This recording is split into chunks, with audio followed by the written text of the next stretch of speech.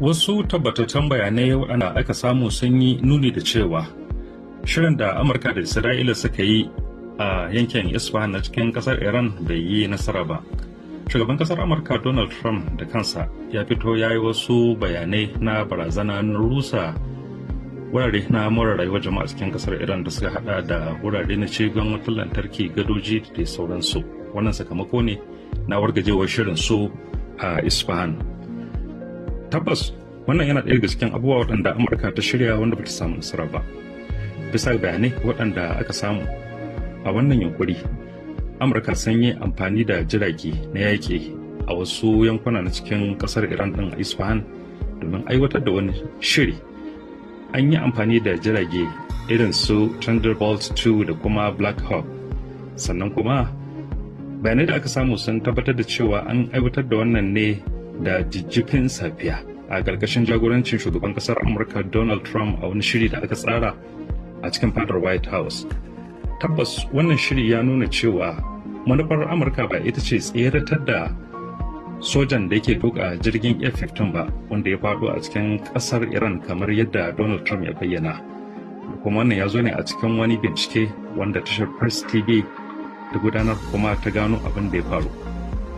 Wannan ya nuna cewa jirgin C-130 wanda aka yi amfani da shi ya sauka a wurin dauke da wasu sojoji na commanders na Amurka da nufin aiwatar da wani shiri na sace wasu daga cikin sinadarai na Iran a wata cibiya ta nukiliya ta kasar Iran mai matukar muhimmanci a wannan wurin.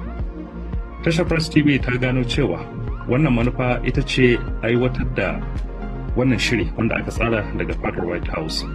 Sannan kuma sojojin Amurka na musamman ne wanda aka tsara domin aiwatar da wannan, amma kafin su isa sojojin Iran wanda suka hada da IRGC da embassy da sauransu suna nan wurin suna jiran su. Tabbas an samu matsala a shirin na Amurka domin kuwa a daidai lokacin da wannan jirgi yake sauka da kuma fitowar waɗannan commandos na sojojin Amurka sun fuskanci babbar matsala a yunkurinsu na isa wannan cibiya. 'Yan sa'o'i bayan faruwar wannan lamari an yi amfani da wasu jirage na helicopter waɗanda suka rako wannan babban jirgi na C-130. Wannan ya nuna cewa tabbas shirin da Amurka ta shirya bai yi ba, domin kuwa sojin Iran sun buɗe ma wannan jirgi wuta, sannan kuma jiragen helicopter da suke masa rakiya su ma sun fuskanci wutar sojojin Iran, wanda hakan ya tsaye da shirin nasu baki daya. Sojin ƙasar Iran sun yi amfani da hanyoyinsu na kakkaɓo jirage, wanda hakan ya ruguza shirin da Amurka ta ɗauki lokaci tana tsarawa. Sun yi ƙoƙarin ɗauke sinadarin uranium na Iran a tashar nukiliya ta ƙasar Iran, to amma maimakon zama masu ɗauko sinadarin uranium sun koma su ceto na abokan aikinsu. Wannan ya sa sun gudu, sun bar kayayyakinsu na aiki, sun bar wasu daga cikin muhimman abubuwa. Daga sai kuwa har da wasu takardu na ɗaya daga cikin manyan jami'an sojan da suka gudanar da wannan al'amari. Ba ga hukuma sun bar wasu daga cikin muhimman kayayyakin aikinsu. Da gaske har da babban jirgin nan na P-130.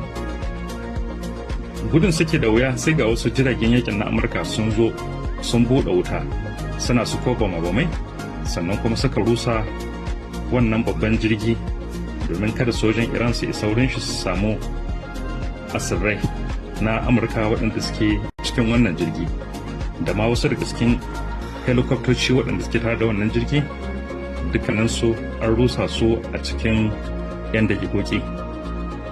Dandanan Donald Trump ya kira taron manema labarai kamar yadda ya saba domin ya kare kansa da kuma kirkiro su ƙararraki wanda zai goge kansa da kuma kauda hankalin duniya dangane da matsalar da aka samu dangane da wannan shiri da suka yi a Isfahan, wanda hakan ya fuskanci matsala daga martanan da sojojin Iran sauran mayaka suka maida, da kuma wannan zai bashi matsala da jam'iyyarsa ta Republican.